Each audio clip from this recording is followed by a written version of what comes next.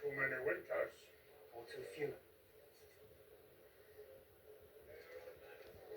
Look at them. They're frightened. I see it in their eyes.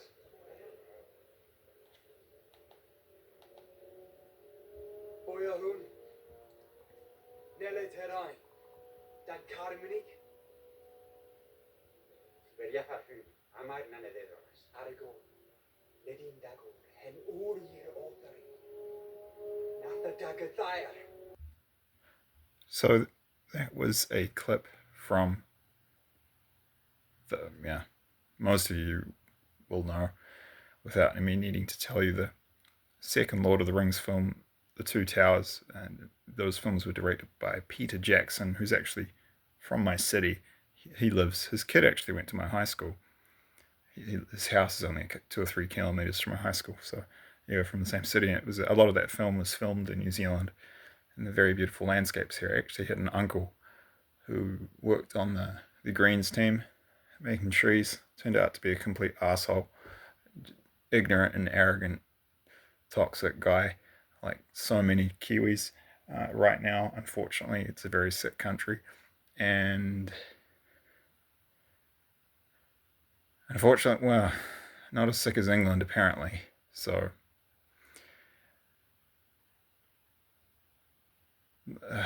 look, there's no easy way to say it. So I showed you that clip. That was a direct reference to the English. It's important that English people get these warnings. It's particularly important that they get these warnings because the Anglo-Saxon countries, speaking as someone who's 75% Spanish, 25% Kiwi, they're not like, I don't care anymore. I'll just be brutally honest. Europeans are more mature. We're much more mature overall. We're not better. But it makes sense, right? We're older civilizations. We're older countries. And there's advantages to being younger countries.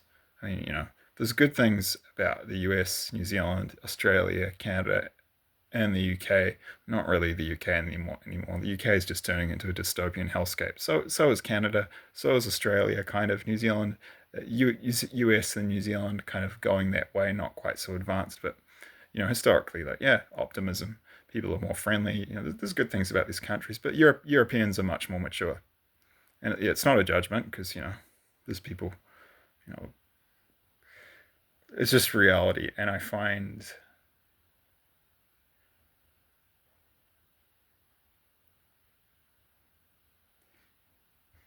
they just go way, way too far, Anglo-Saxons. I have an American friend here who's stuck here, who's brilliant. He's Jewish, from New York. People from the ethnic group tend to be incredibly intelligent, I find. I've got a few Jewish friends, and he's just brilliant. He's genius level, but very, very funny too. And he kind of summarized it.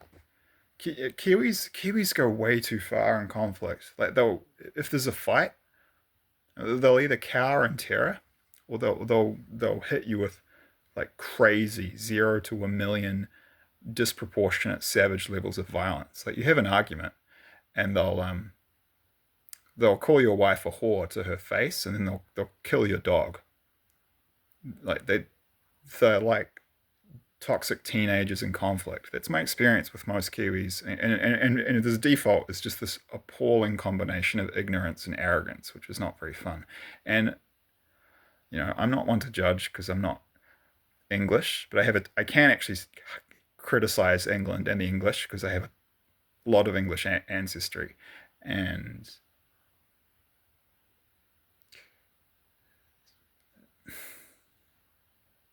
that warning, what Legolas said, it really does apply somewhat it applies to New Zealand, to Australia, to Canada, to the UK, and the United States.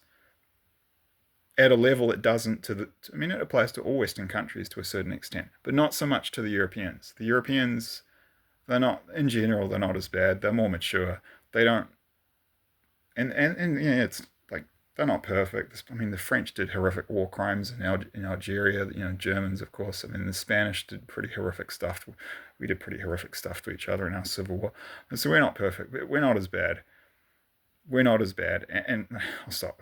This is more like getting into the why. What's going to happen is going to happen. I've put some links in the description box below. If you're an English person,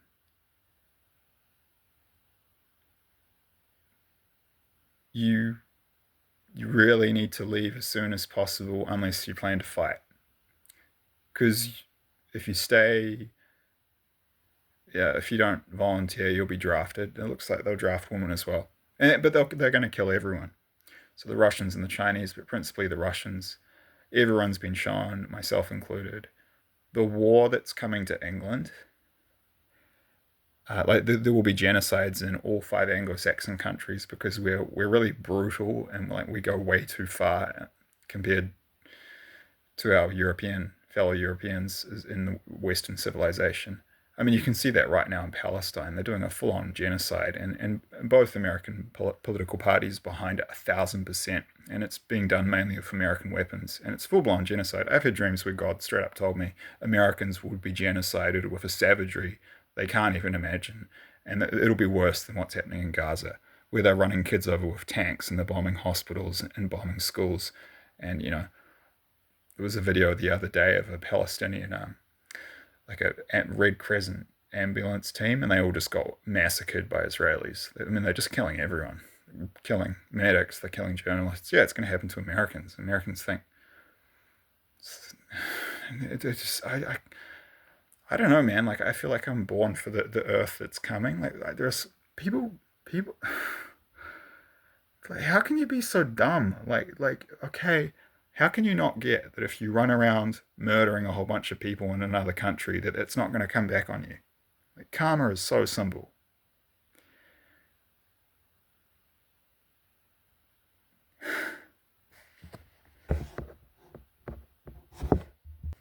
Like, I guess a lot of this planet is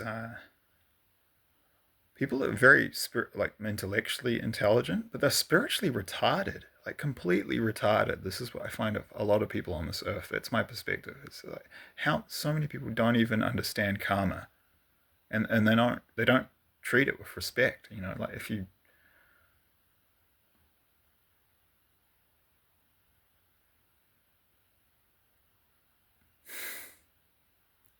I mean, if you click on the links I put in the description box below, everyone has been shown like the war that's coming to England.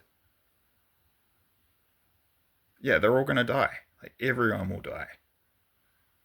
I mean, they're going to kill. They're going to kill. There won't even be forests and wild animals. Like the forests are going to be burnt, and the wild there'll just be a couple of squirrels left. Like, so what's coming to England is a war of total extermination. Like when it comes, the invasion and the war in England. I mean, there's going to be rounds of just horror and misery and death. And the end game is a nuclear holocaust. And I'll put the first 2 links I'll put in the description box below are some videos from Jan de Villiers. And he had the stream he called The Wall of Fire. And he was showing these horrific new diabolical nuclear weapons that no one knows about that the Russians have invented. And they drop like 800 across the entire island. And then there are 5-mile high, like 8-kilometer high walls of radioactive fire coming from all angles, and people try to run and they realize they can't run because the fire is coming from all angles, and it's just the entire island goes. I'm getting chills all over my body. Goes up in smoke. Like everyone will die. Everyone will die. The English will be the English nation will be extinct. It's going to have its throat slit, and that was I had a dream from God recently about this, and that was the symbolism I was shown, and it was this. I need to put that dream up. I haven't yet. I've had 4 dreams about England, but this is the guts of it and the guts of the warning that I want to get out. And that's why I put those videos from other people in the description box below. I haven't been able to make my own videos about it yet, but I just need to get the warning out. And my dreams, what I've been shown independently in prophetic dreams from God, matches exactly what I think at least 3 or 4 other people who do not know each other have been shown by God will happen in World War III to England. And yeah, I guess 60 is what? It's about 60 oh, I don't know the population of England. I think the UK is like 67 million. I think England might be like 58 million. Yeah, you're going to be looking at 50 million dead, probably, because some might leave before. But yeah, like I cannot emphasize, everyone will die, everyone will die, everyone will die. There will be no survivors according to what we've been shown. Like, so I'm not trying to. In the video, the video Legolas says they should be afraid. I'm not saying this to scare you. I'm saying it to motivate you. If you're in England, based upon what we've been shown, if you're on board with this stuff, you need to get out as soon as possible. And the sooner you go, the better. And there's no future. Like, that country will go extinct. And I've been shown Scotland will survive. I don't know about Wales. Others have been shown Ireland will survive. But, I mean, England has...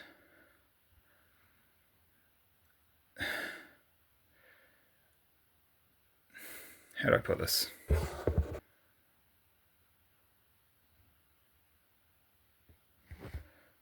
The Anglo-Saxon countries, unlike the European countries, have not experienced the horrors of ground invasion and modern warfare. Most of the European countries have experienced that once, if not twice. I mean, a lot of them got it in World War I and in World War II. Spain didn't, but they had the Civil War. And so as a result of this, most European peoples matured and grew through PTSD. Then they went through post-traumatic growth, and the characters of the nations grew and matured. For example, I've noticed a very strong sense of humility among Germans. It can go too far. They've been guilted into hating themselves, and they're not allowed to be proud to be German. But basically, the country grew positively spiritually after World War II. They got the lesson that war is bad, that conquest is bad, that running around being arrogant and like genociding other people is bad, and like we feel bad about this as a country. Now, the US, Canada, Australia, and New Zealand are much younger nations. The UK, I mean, England's quite old, but all 5 of these countries with their geography, they're kind of like islands. So Australia is basically a big island. It's a continent, actually, but it's in effect, it's an island. It's a private continent. The country is this one continent, almost the size as the US, same size as the US. New Zealand is actually bigger than a lot of people think it is on maps. When you look at it on maps, it's almost, I think it's bigger than the UK. It's not that much smaller than Germany. It's actually pretty big.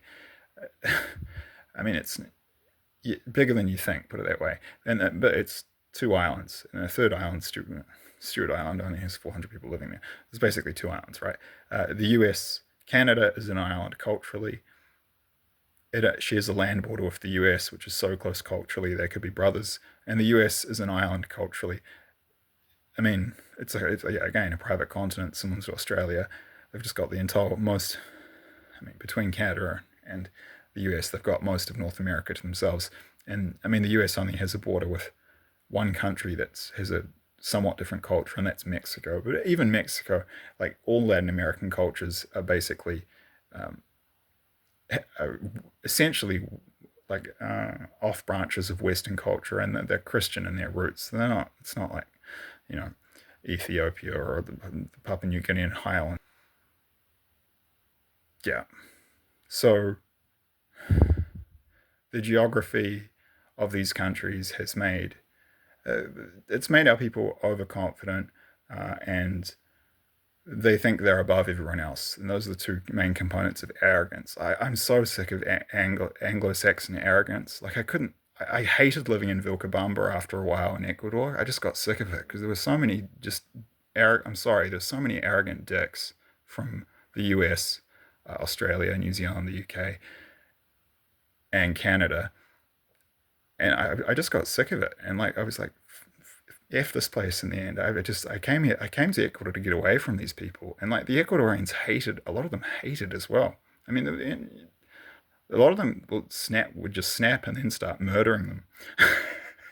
And a lot of them didn't understand. It's like, bro, the murder rate is correlated partly to the fact that you're not respecting the locals and their culture. Like all these rich gringos, the Europeans, some of them were bad, but it's the Anglo-Saxons are the worst. They come in, they bring tons of drugs. A lot of them don't even learn the language. They bring in tons of drugs, which pisses the locals off, and like like they bring in crime. They don't like they treat people rudely, and they don't understand why they're being murdered and beaten up. And then it's really sad because then there are a lot, like 90% of them are good people, but it's only 10% that spike it for the rest of them. Like 90% of the people in Vilka, of the expats from Anglo-Saxon countries in Vilka are good people, but the bad 10% ruin it for everyone else. And then you get some of the nice 90% getting beaten and raped. Um, and those problems didn't exist in other parts of Ecuador where there were large expat populations, like Ayampe, where I lived on the coast, where the foreigners were respectful of the locals. There was almost no violence towards expats, actually. Um, so there is this arrogance and this brutality and this immaturity in our countries compared to the European nations. And I mean, and you see it right now in Gaza, like what's happening, like that's being done with American weapons. The British are in there, British and American special forces. I mean, like we're right behind that 1,000%. And you've seen it, New Zealand, Australia, Canada, it's all of them. They're just